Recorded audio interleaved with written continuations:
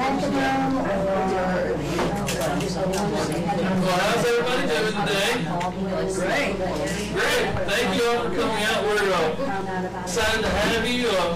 Glad to have an exercise class here. Sans Posse, she calls you. I guess that's a term of endearment, I'm sure it is. We appreciate you coming out. Sam McLeod draws a crowd, I must say. But we're excited. We're actually filming this right now, and I'm going to show it at the Charleston Place right after we get done here. Actually, we're going to live stream it, but we have a few snafus there, but we're still going to be good, and I hope they enjoy it. I'm sure they will. One note before we get started, originally our planned speaker was John Hellman. He had cataract surgery planned for today that came up, and we will have him back in August or September, something like that. So you can be on the lookout for that. He is the author of From Midnight to Guntown, Return to Guntown, and several other best-selling nonfiction books in our area. He's from Oxford. He's worked in the district attorney's office and training the FBI and several interesting things. So be on the lookout for that. Also, next month, Friday, March 31st, we will have Bob Franks coming to speak about a new book that him and Mona Mills put together on Fulton. You'll probably remember Mona put out a book on Lee-Itawamba County. It's probably been about 2 or 3 years ago. And Bob and Mona have put together a new one that's actually, I believe it came out just about 2 or 3 weeks ago. Maybe We're supposed to get them today. You're supposed to get them today at the Historical Society. I think we have one on order. I don't know if we at the library have one yet, but we do have one on order. We'll have it by then. I'm sure it will be a great thing to enjoy for everyone. All right. Well, with no further ado, I appreciate San for all she does for us. I told her I owe her about $1 million, and probably in favors. On diapers. I'm not expecting a penny of it. But she's going to be discussing some of the works of storyteller Patrick McManus. He seems like a very funny guy. I'll let San discuss those. Most of you know Sam McLeod, by the way. She really doesn't need much of an introduction. She's been a great friend since I've been here at the library. Former educator, very active in our community, and I appreciate her. Thank you so much, Sam. And also, before we get started, let's bless our food before I forget. We cannot forget that. I'm out of my normal routine with doing this on the front end, so Mr. Sellers, would you mind blessing our food? Father, we thank you for this opportunity and this fine crowd. We ask that you bless everyone in here and that you bless the speaker, Mrs. McLeod. We ask that you guide us along the way and help us with our faith and let us grow in your name. Bless this food. Amen. Thank you, Mr. Sellers. It's all yours. Okay, I guess I have to get in view of the camera if I get out of vacuum motion. Okay. Well, y'all know that Jeffrey was desperate for a speaker today, or I wouldn't be here. So, here we are. I thank you all for coming, and I hope you enjoy the story I'm going to read today. I was first became acquainted with Pat McManus's writing pretty early on in Mike and my marriage, when he had great dreams of being a bass fisherman in Caliberville dams, or maybe killing one of those trophy bucks that make the Boone and Crockett deal, whatever they call that. And he subscribed to Field and Stream magazine so he could read up on all this stuff and be a great hunter fisherman. The last article in Field and Stream was always a short story written by Pat McManus. I got hooked. And I came to the library, and I think I've read every book Jeffrey has that's written by Pat McManus. He is a humor writer. His stories are his exploits as a hunter or a fisherman when he's an adult, or he reverts back to his childhood and talks about exploits he had as a child. And that's the stories I will read for you today. I will read 2 stories if the voice holds out. So we'll see how this goes. The first story is Skunk Dog. When I was a kid, I used to beg my mother to get me a dog. "You've got a dog," she would say. "No, I mean a real dog," I'd reply. "Well, you got Strange. He's a real dog," more or less. Strange was mostly less. He had stopped by to cage a free meal off of us one day and found the picking so easy he decided to stay on. He lived with us for 10 years, although, as my grandmother used to say, it seemed like centuries. In all those years, he displayed not a single socially redeeming quality. If Strange had been a film, he would have been X-rated. I recall one Sunday when my mother had invited the new parish priest to dinner. Our dining room table was situated in front of a large window overlooking the front yard.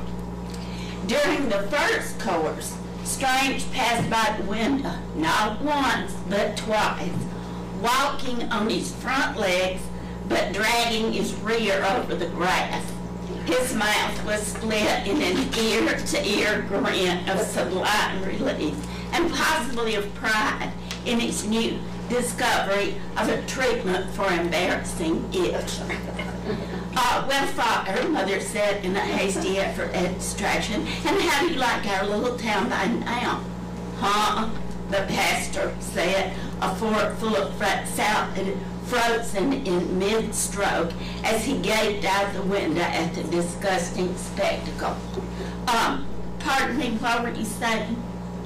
During the next course, Strange appeared outside the window with the remains of some creature that had met its end sometime prior to the previous winter. No doubt something he had saved for just such a formal occasion. As he licked his chops in pretense of preparing to consume the loathful object, Mom shot me a look that said, "Kill that dog." I stepped to the door, fully intending to carry out the order, but Strange ran off, snickering under his breath. "More chicken, Father?" Mother asked. Thank you, I think not," the priest said, running a finger around the inside of his Roman collar as if experiencing some welling of the throat. Fortunately, the dinner was only 4 courses in length, ending before Strange could stage his grand finale. A female collie, 3 dead rats, and the entrails of a sheep were left waiting in the wings.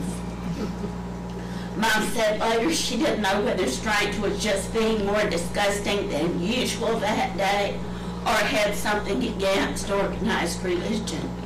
In any case, it was a long while before the priest came to dinner again, our invitations invariably conflicting with funerals, baptisms, or his self-imposed days of fasting. Strange was the only dog I ever knew who could belch at will. It was his idea of high comedy. If my mother had some of her friends over for a game of pinochle, Strange would slip into the house and slouch over to the ladies. Then he would emit a loud belch. Apparently, He mistook the shudders of revulsion for a form of applause, because he would sit there on his haunches, grinning modestly up at the group and preparing an encore. "Stop, stop," he would snarl as I dragged him back outdoors. "They love me. They'll die laughing at my other routine. It'll leave them on the floor." I will not speak here of his other routine. In general appearance, Strange could easily have been mistaken for your average brown and white mongrel with floppy ears and a shaggy tail, except that depravity was written all over him. He looked as if he sold dirty postcards to support an opium habit. His eyes spoke of having known the depths of degeneracy and approving of them. Tramps were his favorite people. If a tramp stopped by for a free meal at our picnic table and to case the place, Strange would greet him warmly, exchange bits of news about underworld connections, and leak inside information about the household. "They ain't got any decent jewelry, but the silver's not bad, and there's a good radio in the living room." The tramp would reach down and scratch the dog behind the ears as a gesture of appreciation, and Strange would belch for him. Face wrinkled in disgust, the tramp would then hoist his bedroll and depart the premises, no doubt concerned about the reliability of food given him by a family that kept such a dog. My friends at school often debated the attributes of various breeds of dogs. "I tend to favor black labs," I'd said, going on to recite the various characteristics I had recently excerpted from a Field and Stream dog column. Somehow my classmates got the impression that I actually owned a black lab and had personally observed these characteristics. While I was aware of the mistaken impression, I didn't feel like it was my business to go around refuting all the rumors that happened to get started. Sooner or later, however, one of these friends would visit me at home. Strange would come out of his house and satisfy himself that the visitor wasn't a tramp in need of his counsel. That done, he would yawn, belch, gag, and return to his den of iniquity. "That you're a dog?" the kid would ask. "I guess so," I'd reply, embarrassed. "Too bad," the kid would say. "I always thought you had a black lab." "No, just him. But I'm planning on buying me a black lab the first chance I get." "I sure would," the kid would say, shaking his head. As a hunting dog, Strange was a good deal worse than no dog. Nevertheless, he clearly thought of himself as a great hunting guide. "Fresh spoor," he would say, indicating a pine cone. "We can't be far behind him, and for gosh sake, shoot straight, because I judge from the sign he'll be in a bad mood." Chances of shooting any game dog with Strange alone were nil. He had no concept of stealth. His standard hunting practice was to go through the woods, shouting directions and advice to me, and speculating loudly about the absence of game. I would have had more luck hunting with a rock band. Strange did not believe in violence, except possibly in regard to chickens. He couldn't stand chickens. If a chicken walked by his house, Strange would rush out in a rage and tell the bird off, and maybe even cuff it around a bit in the manner of early Bogart or Cagney. "You stupid chicken, don't ever let me catch you in this neighborhood again, you hear?" Some of our neighbors kept half-starved timber wolves for watchdogs. Occasionally one of these beasts would come loping warily through our yard and encounter Strange. Since Strange considered the whole world as his territory, he felt no particular obligation to defend this small portion of it.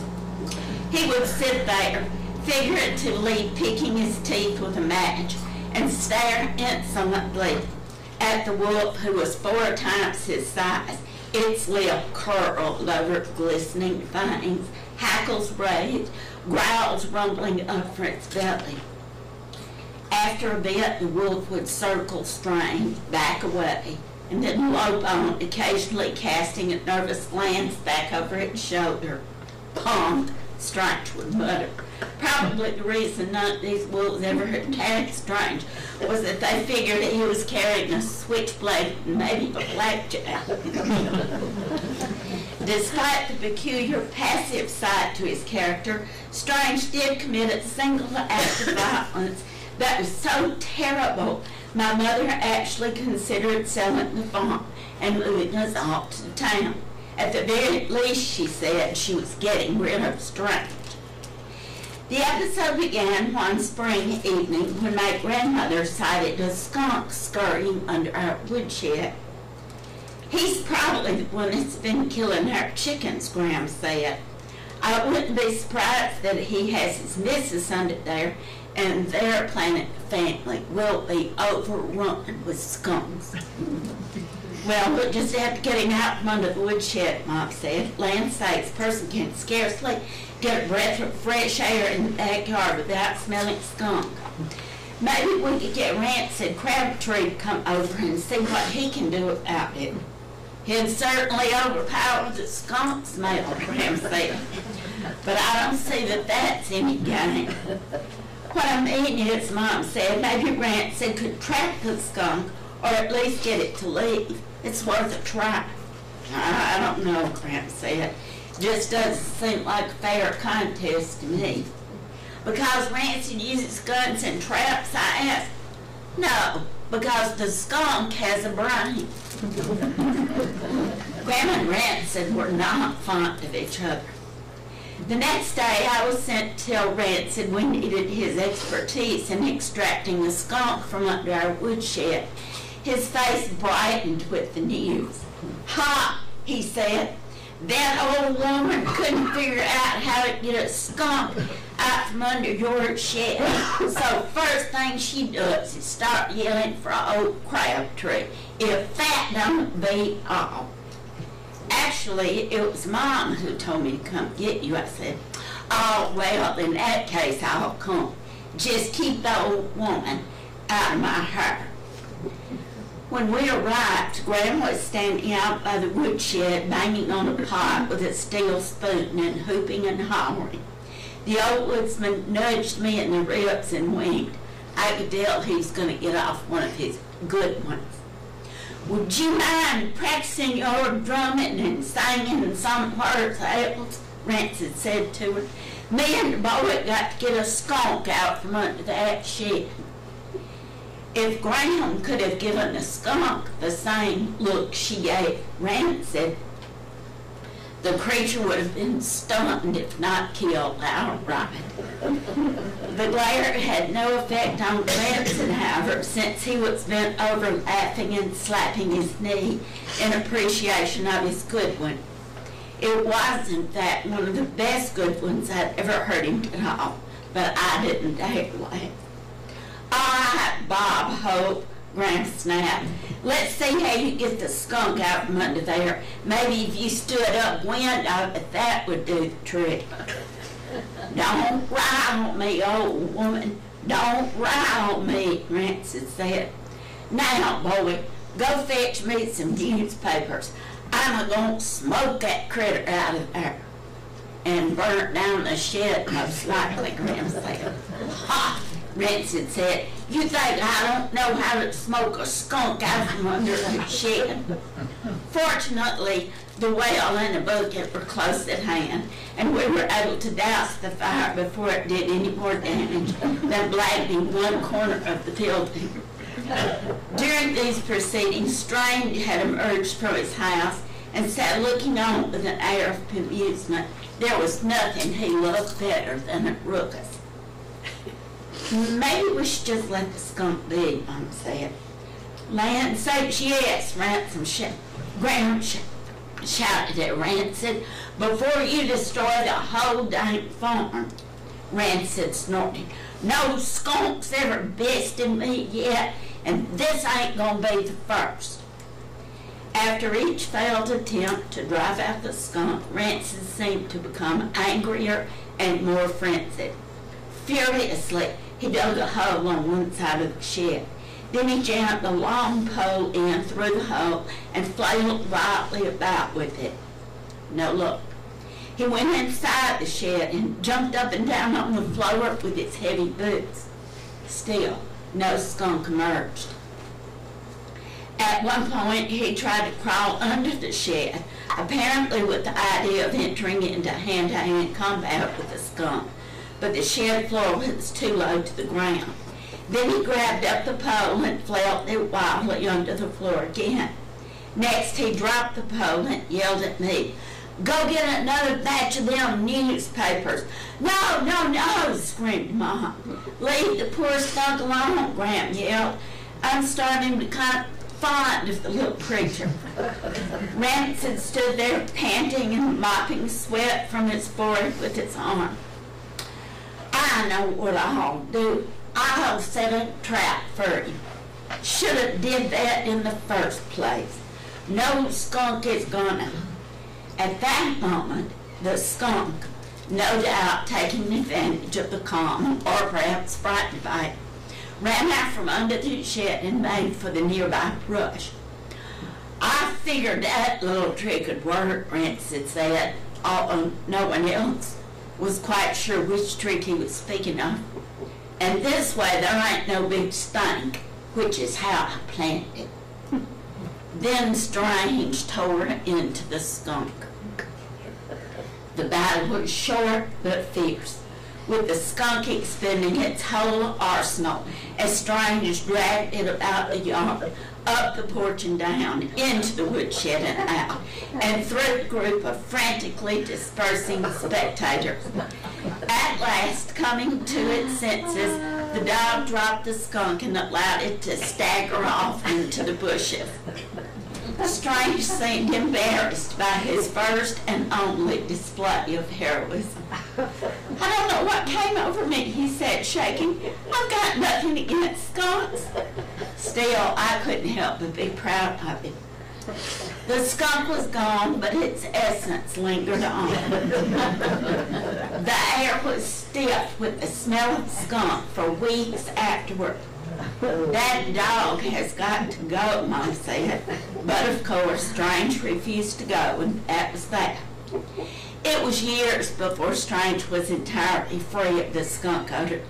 Every time he got wet, the smell came back in full force. "Phew!" a friend of mine would say, "That your dog?" "Yeah," I'd say proudly, "he's a skunk dog."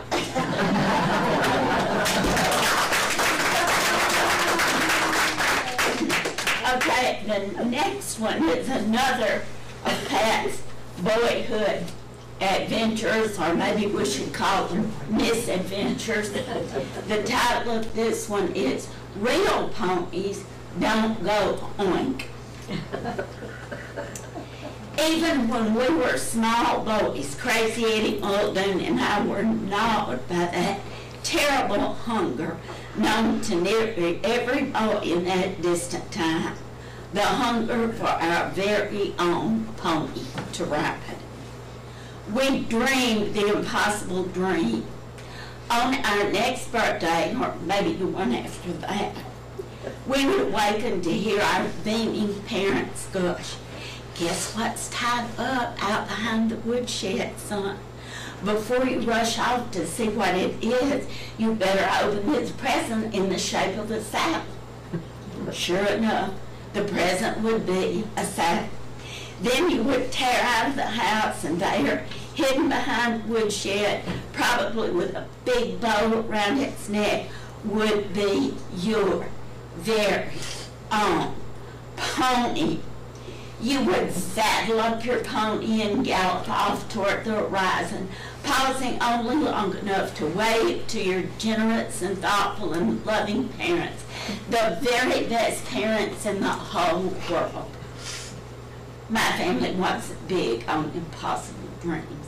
Would you shut up about a pony? My mother roared every time I brought up the topic. Ponies cost money. You think money grows on trees? Occasionally I would ride one of their pigs by the kitchen window, hoping to shame Mom into buying me a pony. There goes old Short in the saddle, my sister the troll would shout. Hop along, Hog, and G-Bonk, the smelly cowboy. Then she and Mom would have a good laugh. Their response didn't leave me much hope of ever getting my very own pony by appealing to sympathy. Crazy Eddie fared scarcely better. Would you shut up about a pony? Mr. Muldoon wrote. Ponies cost money. You think money grows on trees. Still, the Muldoons had an actual farm with cows, sheep, pigs, chicken, and even a goat, which wasn't a bad ride.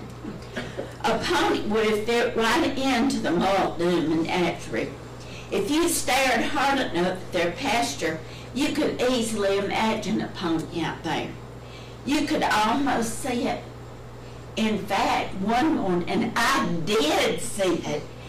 Galloping majestically across the pasture was, forget the darn pony, a beautiful, huge, glistening black horse. Eddie was riding the horse. It was almost too much for me to bite. True, Eddie didn't exactly fit my idea of a cowboy. The horse's back was so broad that Eddie's stubby legs stuck straight out on either side, as if he were doing an equestrian version of the splits. Eddie and the horse were totally out of aesthetic proportion to each other. From a distance, the two of them looked like a mouse riding a tall dog, although I knew the image would hurt Eddie's feelings. You look like a mouse riding a tall dog, I called out to him. Eddie galloped over, reined in right next to me, and glared down. He had to lean out precariously in order to see over the curve of the horse's barrel-shaped belly. You're just jealous, Eddie said. I bet you want to ride. No, I said, I'm expecting my own pony any day, and I'll wait and ride it here. If you climb up the barbed wire and stand on top of that fence post, I'll pull you up, Eddie said. Okay, I said. I climbed the post and Eddie hauled me up behind him. The view was wonderful from up there. You could see practically forever. The two of us rode off singing Back in the Saddle Again, even though this was only our first time in the saddle. Our legs jutted straight out to the side, so there was no reason to argue about who got to use the stirrups. Actually, doing the splits while trotting about on horseback isn't nearly as painful as it sounds. Excruciating, yes, but scarcely more uncomfortable than that. Cowboys are tough. It turned out that old Tom, the horse, had recently been destined for another existence in the form of fox food. One of the farmers up the road raised foxes for their furs, and many a worn-out horse ended up there as the luncheon special. Apparently the farmer had an excess of fox food for the moment and asked Eddie's father if he had use for a horse. Mr. Muldoon said he could probably think of one if he put his mind to it. Old Tom had already done a little time at the fox farm, and while exhausting the appeals process, had got religion. He had been a bad horse, even a wicked horse, and his former owner had finally got fed up with his behavior and sent him up the road to the fox farm. His first week at the Muldoons, Tom was still figuratively wiping the sweat from his brow over his narrow escape from a career as fox food. You couldn't have asked for a sweeter, gentler horse for two little boys. After a week or two, however, old Tom apparently forgot his last-minute reprieve. He got it into his head that he had always lived at the Muldoon farm, and furthermore, probably owned it. He soon relapsed to his former nasty self. Hardly a day went by and he didn't buck us off. While we tried to get his bridle on, he would casually place a hoof on one of my feet. Then he would put all his weight on that one hoof, balancing there with daylight showing between the ground and his other 3 hoofs. I would be yelling and thrashing about, and Tom would nonchalantly turn his head and look back as if wondering what all the ruckus was about.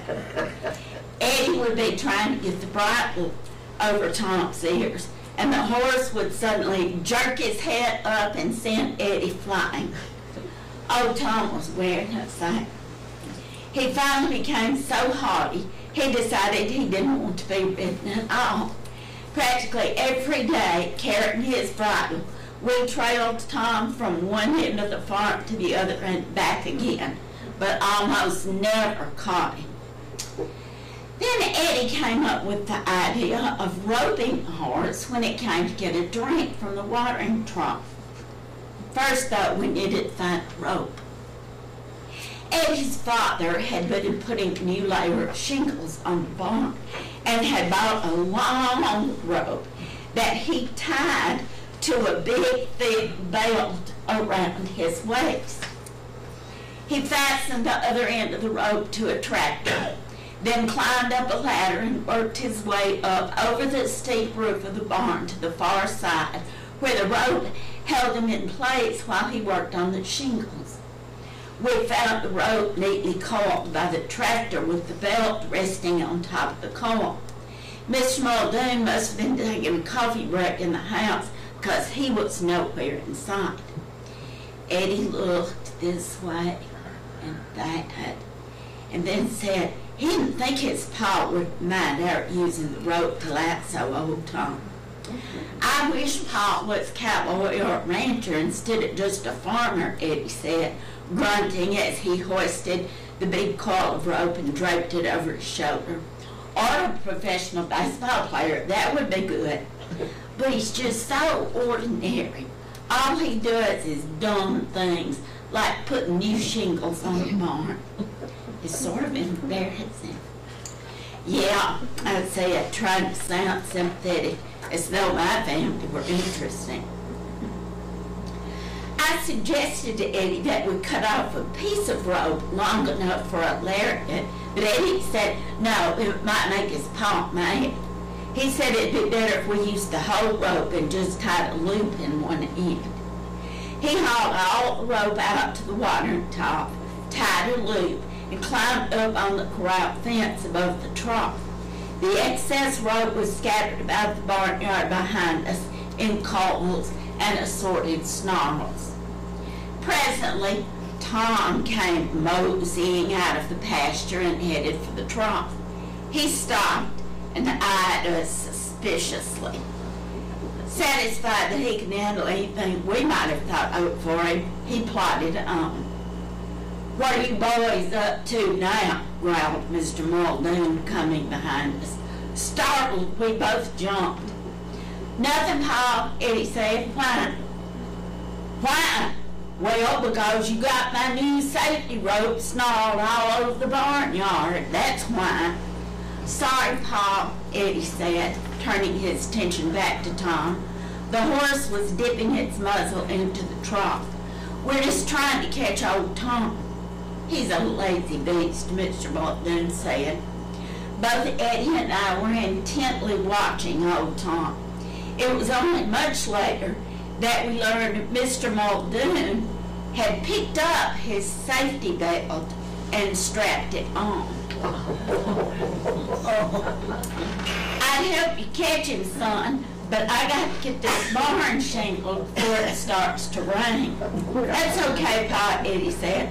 "I think we've just about got him." Mr. Muldoon started untangling the safety rope, and forming it into a coil on the ground. Tom lifted his dripping muzzle from the top and glared up at us. His ears flattened back against his head. Eddie tossed the lasso around his neck and jerked it tight. The horse reared up, pawed the air, and whinnied angrily. Then it bolted for the pasture. The rope sizzled through Eddie's hands. "Ow!" he cried, jerking away. "That burns!" "Now, what's got into old Tom?" Mr. Muldoon said, looking up from his coiled rope. "Stupid horse! I lassoed him," Eddie explained. "You did," Mr. Muldoon said. "With what?" All the loops and turns and tangles of rope slithered this way and that, and then snapped straight out toward the pasture. The coil at Mr. Muldoon's feet disappeared like a giant strand of spaghetti slowly from plate. At that instant, Mr. Muldoon took the longest step I'd ever seen anyone take in my whole life. He must have stepped a good 30 feet from takeoff to touchdown. Both Eddie and I were impressed. "Wow," Eddie cried. "Did you see that? Holy smokes! And look at Pa go now! I never knew he could run so fast. He must be trying to help us catch Tom." He sounded so pleased and proud that I couldn't help but envy him. Eddie obviously had the fastest father in the county, maybe in the whole country or the whole world. Old Tom must have been surprised too, and even terrified when he saw Mr. Muldoon racing after him at such amazing speed for a mere human. Tom kicked up his heels, stretched out, and ran even harder, as if his life depended on it, which, as we later learned, it did. Eddie and I watched until his pa and Tom disappeared into the creek bottom, both of them practically flying. As far as we could judge, though, Mr. Muldoon wasn't gaining an inch on the horse. "Shucks," Eddie said. "Pa ain't ever gonna catch Tom just by chasing him. He should know better. A horse can outrun a man every time, even one as fast as Pa." "Hard to say," I said. "Your Pa was really moving. I bet if he wasn't wearing his big old clodhopper boots, he could." "Maybe," Eddie said. "But there's no point in us waiting around for them to get back. We might as well go do something else. Got any ideas?" "We could go ride your pigs," I said. "To tell you the truth, I'm kind of sick of horses." "Yeah, me too," Eddie said. "So which pig you want to ride, Trigger or Champ?" Thank y'all. And hey, everybody at Does anybody have any questions about Patrick McManus for saying? What's a comment? It looks very, very interesting. But if I read it, it won't have no descriptions. Oh, yes, it will. They're written in the book. How's it read to me? Maybe she needs to look into making an audiobook version. But we appreciate it so much. There's probably between at least 6 to 8 of Patrick McManus books, and we have most of them here at the library. And if we don't have some of them, then we can always get them from a different library. Sandy did a great job. Let's give her one more hand. Thank all of you for coming. It's so much more fun to read if there's an audience. Well, yeah, a lot of people listening to you, they always laugh when you talk. You read them books, you read real well. Thank you. I appreciate I it. remember when the first one came here, and I thought it was good. I think it made the bestseller list. For the Patrick McManus But books. I didn't get a charge out of it like I had Right. That book is titled A Fine and Perfect Misery. And They Shoot Canoes is his second book. And then this book is actually a children's book that is all stories about his exploits as a lawman. That one's called Never Cry Arf. All right, well, I've enjoyed having y'all out there. I hope you've enjoyed it.